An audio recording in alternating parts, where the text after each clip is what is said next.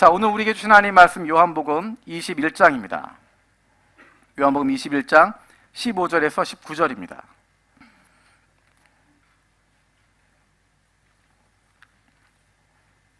요한복음 21장 15절에서 19절 말씀. 길지 않으니까 다 함께 읽었으면 좋겠습니다. 우리 15절부터 한 목소리로 같이 읽겠습니다. 시작.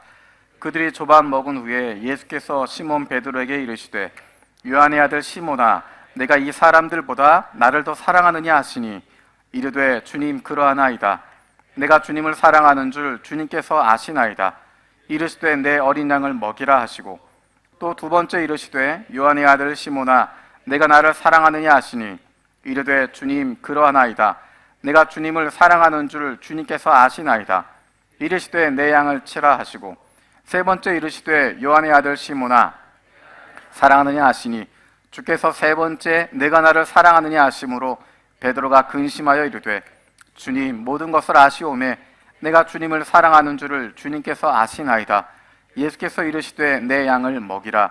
내가 진실로 진실로 내게 이르노니 내가 젊어서는 스스로 띠뛰고 원하는 곳으로 다녔거니와 늙어서는 내 팔을 벌리리니 남이 내게 띠띠우고 원하지 아니하는 곳으로 데려가리라.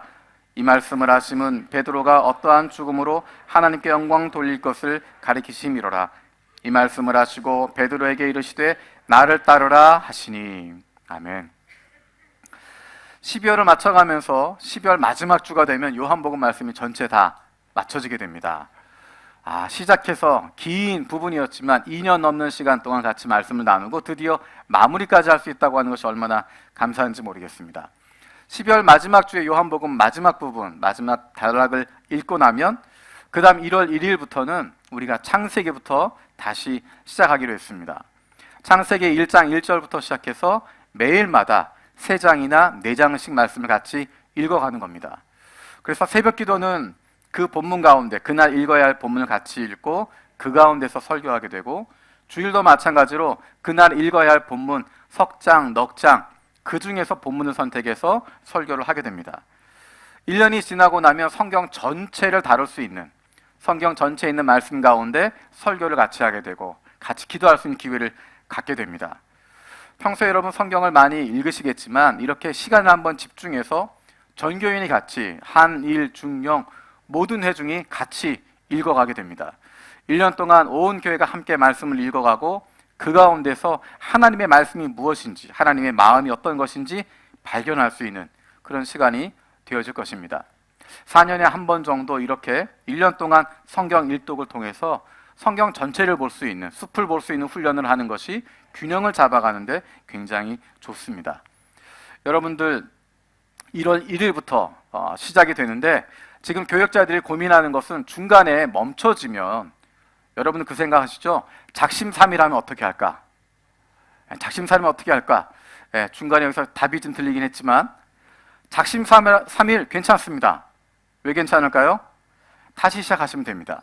작심삼일 120번만 하면 1년 지나갑니다. 실패해도 멈춰져도 다시 시작하면 됩니다. 교역자들이 지금 고민하고 준비하고 있는 것은 그렇게 작심삼일 하다가 멈추신 분들을 어떻게 도와줄까?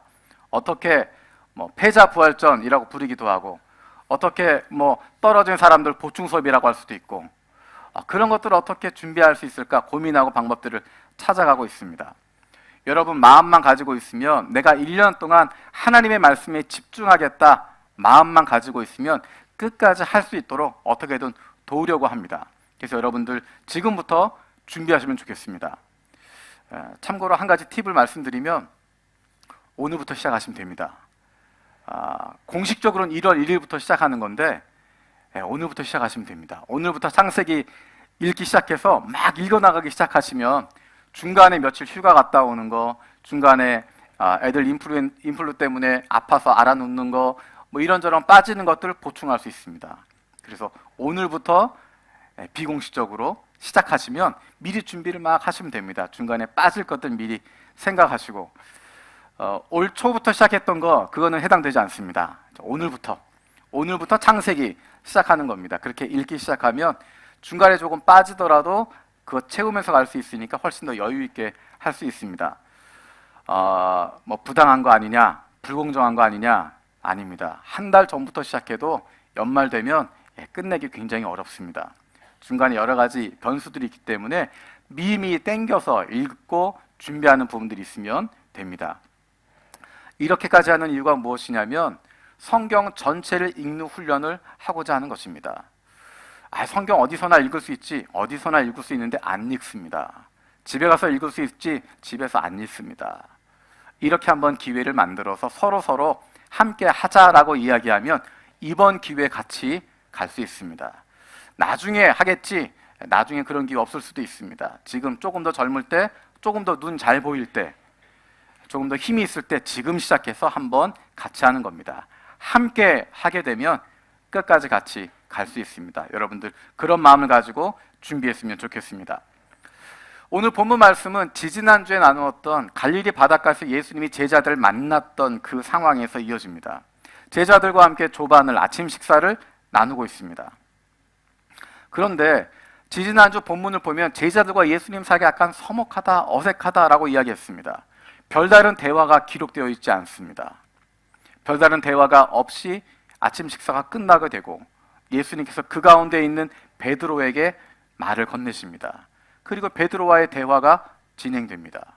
우리 15절부터 17절까지 같이 읽도록 하겠습니다. 15절에서 17절 읽겠습니다. 시작. 그들이 조반 먹은 후에 예수께서 시몬 베드로에게 이르시되 요한의 아들 시몬아 내가 입 사람들보다 나를 더 사랑하느냐 하시니 이르되 주님 그러하나이다. 내가 주님을 사랑하는 줄 주님께서 아시나이다. 이르시되 내 어린 양을 먹이라 하시고 또 두 번째 이르시되 요한의 아들 시몬아 내가 나를 사랑하느냐 하시니 이르되 주님 그러하나이다. 내가 주님을 사랑하는 줄 주님께서 아시나이다. 이르시되 내 양을 치라 하시고 세 번째 이르시되 시몬아 내가 나를 사랑하느냐 하시니 주께서 세 번째 내가 나를 사랑하느냐 하심으로 베드로가 근심하여 이르되 주님 모든 것을 아시오매 내가 주님을 사랑하는 줄을 주님께서 아시나이다. 예수께서 이르시되 내 양을 먹이라. 아멘.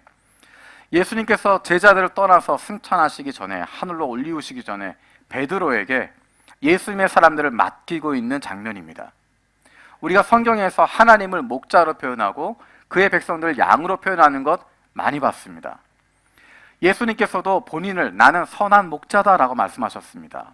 양들을 아는 목자라고 이야기하십니다. 그 목자가 이제 그 양들을 사랑하는 양들을 베드로에게 맡기고 있는 장면입니다.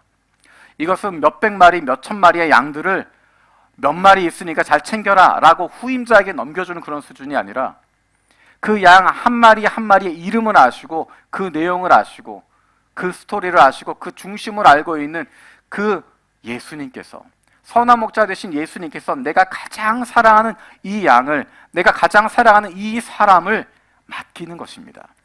믿을 만한 사람에게 맡기고 있는 장면입니다. 여러분이 사랑하는 누군가를 다른 사람에게 맡긴다고 하면 그 사람과의 관계가 중요하고 또한 그 사람이 내가 사랑하는 사람을 섬길 만한 능력이 있는지 보게 됩니다. 오늘 본문에서 이야기하고 있는 것은 예수님께서 그토록 사랑하시는 그 모든 것을 다 내어줄 만큼 땅 끝까지 그 끝까지 사랑하신 그 사랑받는 존재들을 그 양들을 그 사람들을 베드로에게 맡기시는데 베드로의 어떤 모습을 보시면서 베드로의 어떤 자격을 어떤 능력을 보시면서 그 사랑하는 자들을 맡기고 있는가 함께 살펴보게 되길 원합니다.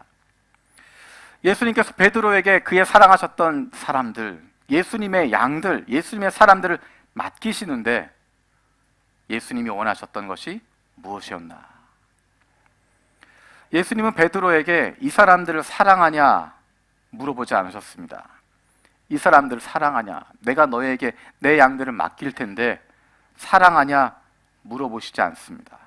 그것이 아니라 이 사람들보다 나를 더 사랑하느냐 물어보십니다. 이 사람들보다 내가 너에게 맡겨진 그 사람들보다 나를 더 사랑하느냐. 또한 예수님께서 이 일을 사랑하느냐 물어보시지 않습니다. 내가 맡겨진 사람들 감당할 수 있겠느냐, 그런 능력이 있겠냐 물어보시지 않습니다. 내가 맡겨진 그 일 네가 즐겁게 할 수 있겠냐 물어보시지 않습니다. 네가 나를 사랑하느냐 물어보고 있습니다. 예수님이 베드로에게 원하셨던 것 단 한 가지입니다. 네가 나를 사랑하느냐. 한 번 물어보지 않으시고 3번이나 반복해서 물어보고 있습니다. 한 번이라면 우연히 대답할 수 있겠지만 2번, 3번 물어보고 있기 때문에 베드로는 그 마음속 깊이 고민하게 되어집니다. 네가 나를 사랑하느냐? 예, 사랑합니다. 내 양을 치라. 네가 나를 사랑하느냐? 예, 사랑합니다. 내 양을 먹이라. 네가 나를 사랑하느냐? 베드로는 깊이 고민할 수밖에 없습니다. 처음 내가 생각했던 그냥 예수님 사랑한다고 했던 그 수준이 아니라 내가 예수님 사랑한다고 했더니 예수님의 양들을 맡기시는 부분을 보면서 그의 마음이 조금씩 더 무거워집니다. 내가 정말 예수님을 사랑하고 있나? 내가 예수님 사랑한다고 했더니 이 양들을, 예수님이 양들을 나에게 맡기신다고 하는데 내가 이 양들을 돌볼 수 있을까?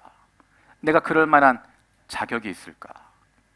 베드로는 어떤 사람이었습니까? 예수님과 함께 할 때 항상 앞장서기도 하고 수제자로서 모습을 드러내기도 했지만 가장 결정적인 순간에 예수님을 배반하고 예수님을 저주하고 나 혼자 목숨 살겠다라고 예수님 모른다고 이야기하고 뿐만 아니라 예수님을 저주하면서 부인했던 큰 실패를 경험했던 사람입니다. 그것을 베드로만 알고 있는 것이 아니라 모든 제자들도 다 알고 있고 어쩌면 다른 제자들은 가만히 있어서 중간쯤은 간 것 같은데 베드로는 앞장섰다가 실패하는 바람에 가장 바닥까지 떨어져 버려져 있는, 자신감도 사라졌고 다른 사람들이 나를 인정하지도 않고 열심히 한다고 했었는데 이것이 다 헛된 것이구나 알게 되고 그동안 베드로가 걸어왔던 그 길에 대해서 회의감을 가지고 있고 내가 정말 할 수 있을까? 내가 정말 이 양들을, 주님이 맡기신 사람들을 내가 돌볼 수 있을까? 그럴 능력이 있을까? 그럴 자격이 있을까? 고민하고 있을 때 예수님께서 그에게 물어보십니다. 네가 나를 사랑하느냐? 이 사람들 사랑하냐고 물어보지 않습니다. 이거 다시 감당할 수 있겠냐? 물어보시지도 않으십니다. 네가 나를 사랑하느냐? 예수님을 사랑하지 않는다면 그 어떤 것도 의미를 가질 수 없습니다. 예수님을 사랑한다면 예수님이 맡겨주신 사람 돌보는 것, 그것은 하나의 사역으로 끝나는 것이고 내 만족을 위한 일이 되어버리는 것이고 그들이 내 말을 들을 땐 기쁘지만 나를 거역할 때 버리고 싶은 마음 들 수밖에 없지만 예수님을 사랑하기 때문에 예수님이 사랑하시는 그 양도를 돌보는 것이고 예수님을 사랑하기 때문에 예수님이 맡기신 그 일 감당할 수 있게 되는 것입니다. 15절에 여러분 성경에 보시면 특히 개역개정을 보시면 15절 뒷부분에 내가 이 사람들보다 나를 더 사랑하느냐라고 하는 구절에 사람들 앞에 조그만 숫자가 쓰여져 있습니다. 쓰여져 있나요? 안 쓰여져 있나요? 안 보이시나요? 조그만 숫자가 쓰여 있습니다. 이 숫자가 써 있고 밑에 내려가면 뭐라고 써 있죠? 또는 것들보다. 이렇게 숫자가 써 있고 밑에 설명이 나와 있는 것은 그 단어를, 이게 번역된 단어이기 때문에 그 단어의 다른 의미를 설명할 때 밑에 설명이 붙습니다. 그러니까 예수님의 질문은 이런 것입니다. 네가 이 사람들보다 나를 더 사랑하느냐? 또는 네가 이것들보다 나를 더 사랑하느냐? 물어보는 것입니다. 이 사람들로 해석된 이 부분은 명확하게 사람을 지칭하는 것인지 사물을 지칭하는 것인지 구분이 되지 않습니다. 그래서 사람을 지칭한다고 볼 수도 있고 사물을 지칭한다고 볼 수도 있습니다.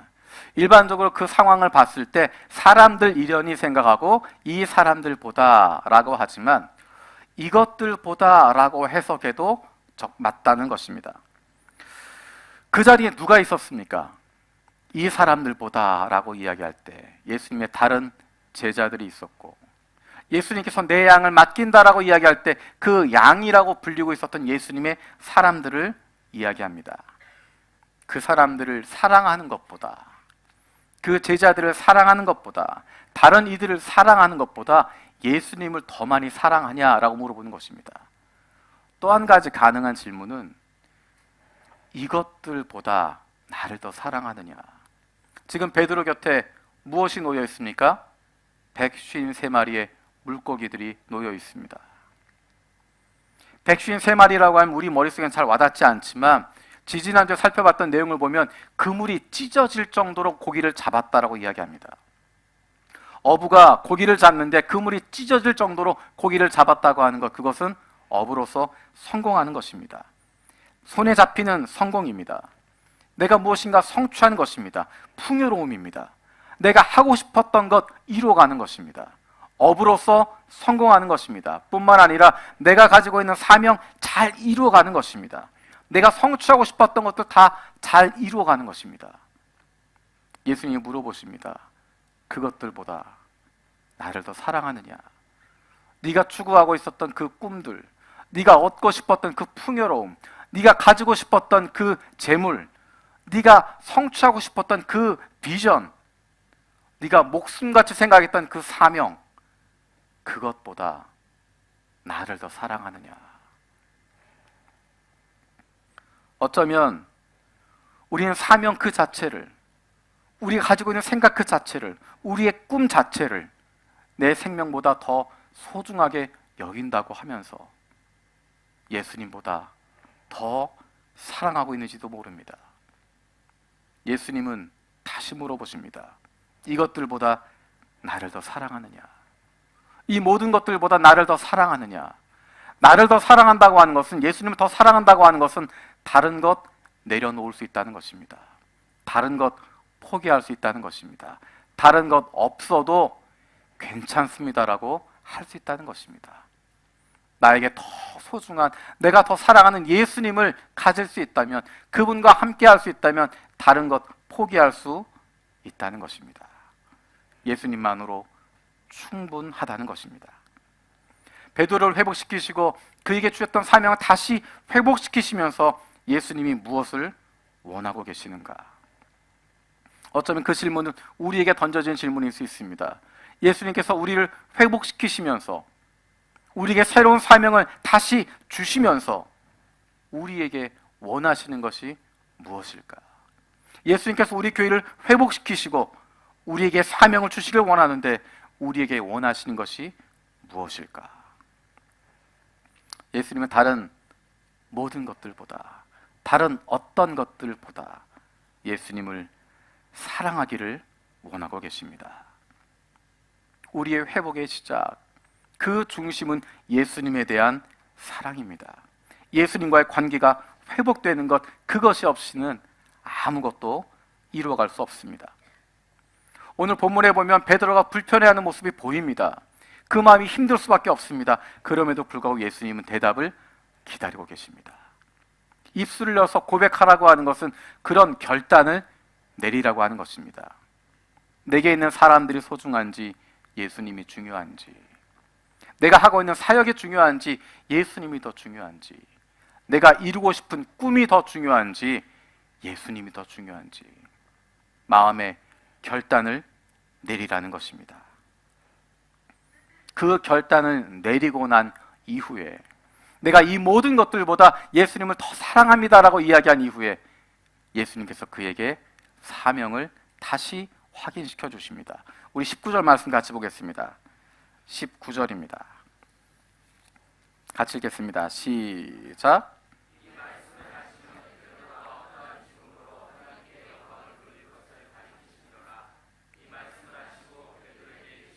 나를 따르라 하시니, 나를 따르라 하시니. 예수님을 따르는 것이 베드로의 사명이었습니다. 예수님이 하신 말씀을 따라가는 것이 예수님의 사명이었습니다. 예수님이 맡기신 그 일을 하는 것이 베드로의 사명이었는데 그것 잊어버리고 있었는데 이제 나를 따르라, 그 말씀을 통해서 그 마음을 다시 회복시켜 주고 있는 것입니다. 스승을 따라가는 사람이 제자입니다. 스승을 닮아가는 사람이 제자입니다. 나를 따르라 말씀하신 그 주님의 명령은 다시 베드로에게 힘을 주시는 것이고 다시 일어설 수 있도록 불러주시는 것입니다. 아마도 이 시간에 마치 지난 3년의 모습들이 주마등처럼 베드로 머릿속을 지나갔을 것입니다. 그리고 문득 깨달았을 것입니다. 부활하신 주님이 여기 계시는데, 나와 함께 하시는데 내가 지금 여기서 뭐 하고 있는 거지? 내가 왜 다시 갈릴리로 돌아와서 다시 그물을 던지고 있고 그저 물고기나 잡으련다 그런 모습을 가지고 있었지? 내가 왜 여기에 있을까? 내가 왜 이렇게 주저앉아 있을까? 내가 왜 여기서 한탄하고 있을까? 내가 왜 여기서 시간을 낭비하고 있었을까? 예수님의 나를 따르라 하시는 그 말씀을 통해서 다시 그 사명을 깨닫게 되어지고 다시 그 열정을 품게 되어지는 것입니다. 예수님께서 베드로에게 네가 나를 사랑하느냐 물어보신 그 질문 뒤에 담겨져 있는 것은 나는 이 모든 것들보다 너를 사랑한다. 나는 이 모든 사람들보다 너를 사랑한다. 네가 하려고 했던 그 사역보다, 그 일보다, 그 비전보다 나는 너를 더 사랑한다. 이 세상 그 무엇보다도 나는 너를 더 사랑하고 있다. 그래서 주님이 원하시는 것이 내가 너희를 사랑하기 때문에 너도 나를 사랑해 주었으면 좋겠다. 내가 너를 위해서 모든 것 다 내어줬기 때문에 너도 나를 사랑해 주길 바란다. 다른 것 필요하지 않고 다른 것 중요하지 않고 예수님을 사랑할 수 있는 것, 그것 하나면 충분하다 말씀하시는 것입니다. 그런데 재미있는 것은 예수님과 베드로의 대화가 진행되고 있는데 그 주변에 누군가가 있었다는 것입니다. 누가 있었죠? 우리는 지금 이 본문을 보면서 예수님과 베드로밖에 보이지 않습니다. 예수님과 베드로의 대화가 주어지는 것 같습니다. 그런데 그 주변에 다른 제자들이 이미 있었습니다. 시몬 베드로, 디두모라는 도마, 갈릴리 가나 사람 다니엘, 세베대의 아들 둘, 또 다른 제자 둘 함께 모여 있었는데 예수님께서 베드로에게 이야기하고 있습니다. 왜 그 자리에서 이야기하셨을까? 그냥 베드로가 자고 있을 때 꿈에 나타나셔서 베드로야, 네가 나를 사랑하느냐 물어보실 수도 있는데 굳이 제자들이 함께 모인 자리에서 예수님께서 모든 사람들 앞에서 베드로에게 그 질문을 던지고 있습니다. 베드로만 들었던 것이 아니라 요한도 그것을 듣고 있었고 그래서 요한복음에 기록할 수 있었을 것입니다. 왜 그러셨을까? 왜 제자들 가운데서 그들이 보는 가운데 예수님이 베드로에게 이야기하고 계실까? 예수님은 다른 제자들이 보는 가운데서 베드로를 회복시켜 주고 계십니다. 다른 사람들과의 관계도 회복시켜 주시는 것입니다. 베드로가 나는 이제 고기나 잡으러 가련다라고 이야기했을 때 어쩌면 다른 제자들은 마음이 아팠을지도 모릅니다. 그리고 그래, 베드로가 하는 수준이 그렇지 뭐 라고 이야기할 수도 있고, 베드로가 무엇인가 이야기하고 싶을 때 다른 제자들의 입장에선 네가 어떻게 그렇게 말할 수 있겠어? 예수님을 3번씩이나 부인하고 저주했던 인간이 어떻게 우리 앞에 서겠어? 어떻게 예수님을 부인하고 예수님을 저주했던 그 인간이 우리 앞에서 어떻게 리더가 될 수 있겠어? 인정하지 못하는, 받아들일 수 없는 상황일 텐데 예수님께서 그 제자들 앞에서 예수님과 베드로의 관계가 회복되었음을 보여주시고 예수님께서 베드로를 지도자로 삼아주고 계심을 보여주고 계십니다. 예수님이 베드로를 세우셨다고 하는 것, 다시 일으켜 세우셨다고 하는 것, 다시 베드로가 헌신했다고 하는 것, 다시 베드로가 예수님을 사랑한다고 고백했던 것, 다른 제자들이 볼 수 있도록 만들어주시는 것입니다. 하나님과 나와의 관계, 그것만으로 끝나는 것이 아니라 예수님이 용서해 주셨는데, 예수님이 받아주셨는데, 예수님께서 세워주셨는데 우리가 왜 받아들이지 못할까? 왜 우리가 용서하지 못할까? 아마도 제자들 마음 가운데 주님이 회복시키시고 세우셨으니 우리와의 관계도 회복되는 모습이 있었을 것입니다. 하나님과의 관계가 회복되어지면 다른 사람과의 관계도 회복되어져야 합니다. 하나님과의 관계로 끝나는 것이 아니라 그 관계가 회복된 사람은 다른 사람과의 관계도 회복되도록 만들어 주십니다. 오늘 우리가 성찬식을 갖게 됩니다. 그것은 우리가 예수 그리스도로 말미암아서 한 가족이 되었다고 하는 것을 고백하고 경험하는 성찬식입니다. 예수 그리스도 때문에 다른 사람을 인정해 줄 수 있게 되는 것입니다. 다른 사람을 인정해 주어야 하는 것입니다. 하나님과의 관계가 올바로 세워지고 올바로 회복되면 그것은 다른 이웃과의 관계로도 나타나게 되어 있습니다.